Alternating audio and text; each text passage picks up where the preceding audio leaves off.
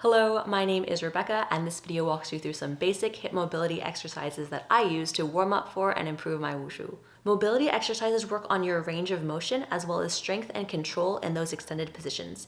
Hip mobility is so important for wushu because you have to not only be really flexible, but really strong in extended positions, whether that be low stances or high kicks. Having good hip mobility is really one of those things that make good wushu look like good wushu, so if you're learning wushu, definitely work on these exercises. Additionally, having poor hip mobility or really tight hips will greatly increase your risk of injury when doing wushu. If your hips can't move in certain ways, there's a high likelihood that you'll be putting a lot of force through your body at angles that it doesn't want to be.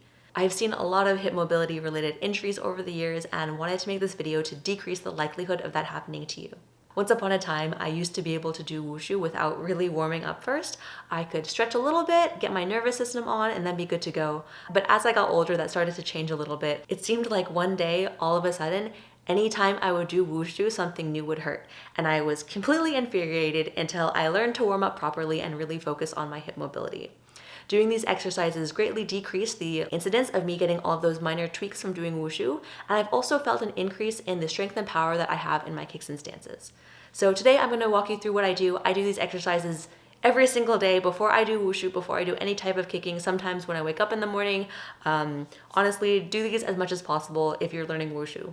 So the first thing that we're going to do is we're going to start in a quadruped position. This is with our hands and knees on the floor. Let's start with our right leg. We're going to extend it out behind us with the knee bent. We really want to engage your glute as much as possible here to get your hip as open as you can, lifting your back knee. And hold that, and then slowly bring your knee out to the side, trying to be as high as possible the whole time. And then bring it back down, and then back out again. Lift it as high as you can and bring it around. As high as you can, as high as you can, as high as you can, without turning your torso open. And then again behind you.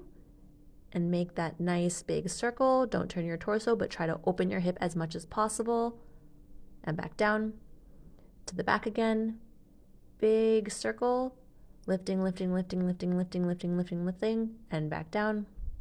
And one more. Extend to the back, really engaging that glute. And then pull your knee as high as you can out to the side, making as big of a circle as you can. And back down.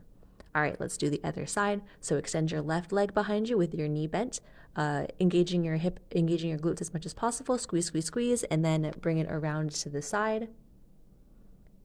And back down and up again. Lift as high as you can, as high as you can. Bring it around to the side without turning your torso, and back down. Again to the back. Big circle, back down, back again. And last one, extend to the back and make a big circle around, lifting as high as you can, and relax. All right, we're going to swing in the other direction, so back on your right side. Lift your knee as far as you can, as high as you can, up to that side. And then make a big circle going backwards, lifting as high as you can. And down. Again, lifting to the side. Big circle behind you. Again, to the side. Lift, lift, lift, lift, lift, lift, lift, lift, lift, all the way around. Again, big circle, really feeling every single angle your glutes engaging. You should really feel this in your hips. And then one more, lift to the side, lift, lift, lift, lift, lift, lift, lift, and come down. And then 5 more on the other side. So lift your left knee up to the side without turning your torso open, just use your hips. And then bring your knee backwards slowly, lifting as high as you can, and down, again to the side. Big circle, and down. One more, 3 more, to the side, lift around, back down. 2 more, lift to the side, engage, engage, engage, engage, engage, engage, engage, back down. And last one, lift to the side, try to make as big a circle as you can, and then back down. All right, shake it out. All right, now we're going to sit on our bums with our feet at 45 degrees to either side, flat on the floor. Let's start with our right leg first. You're going to take your right knee and slowly lean it in towards the floor. As you do this, you should start to feel some resistance in your hip, maybe in your torso, maybe your body wants to turn to the opposite side. Try to resist this and feel where it gets tight. Really lean into that tightness and explore it. All right, now bring your knee back up. We're going to do 5 of these. So that was 1. Come back down again, Try not to wiggle your torso too much. To the ground, back up. Again, bring it in nice and slow. Back up. Again, dip that knee. Back up, and one more. Back up. All right, now let's try the other side. So you're gonna take that left knee and you're gonna tilt it in towards the ground. If you need to, you can lean back on your hands behind you. This will make the exercise a little bit easier. But really start to feel where it gets tight, where is resisting you, and lean into that feeling so you can start to open up and activate those muscles. All right, lift your knee and tilt it inwards again.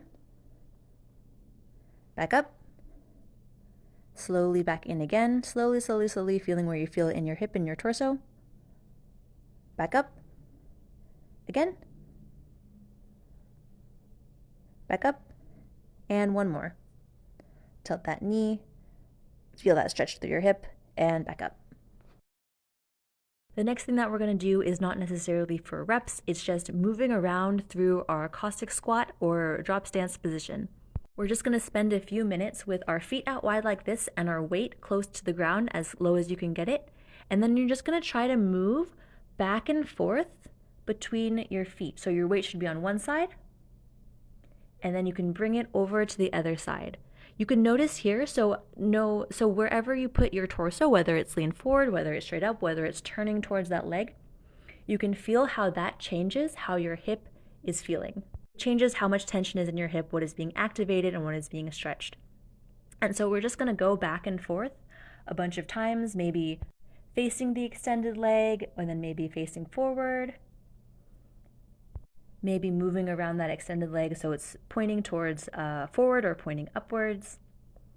Just exploring the space so you're really getting all different combinations of angles between your legs and your torso.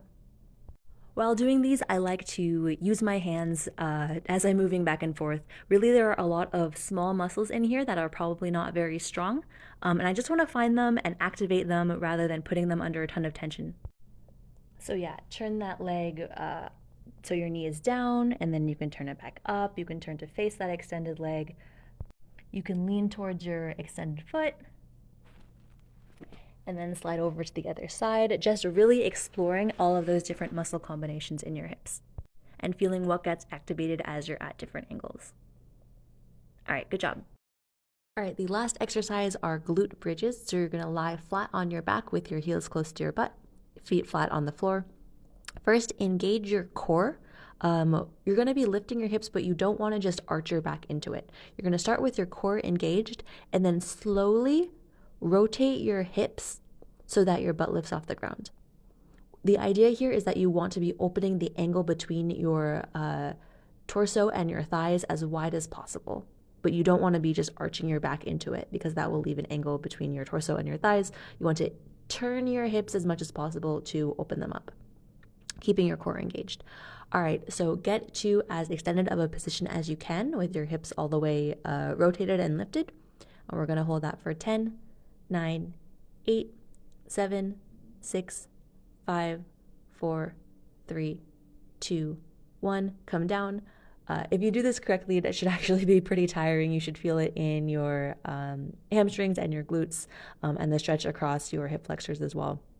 So relax for a bit, and then we're going to do it again. So start engaging your core, and then slowly rotate your hips to lift your hips off the ground and get as extended as you possibly can. A little bit more, a little bit more. You can always get just a little bit more. And then hold that for 10, 9, 8, 7, 6, 5, 4, 3, 2, 1. All right, great work. Shake that out. Do these exercises every day for the rest of your life.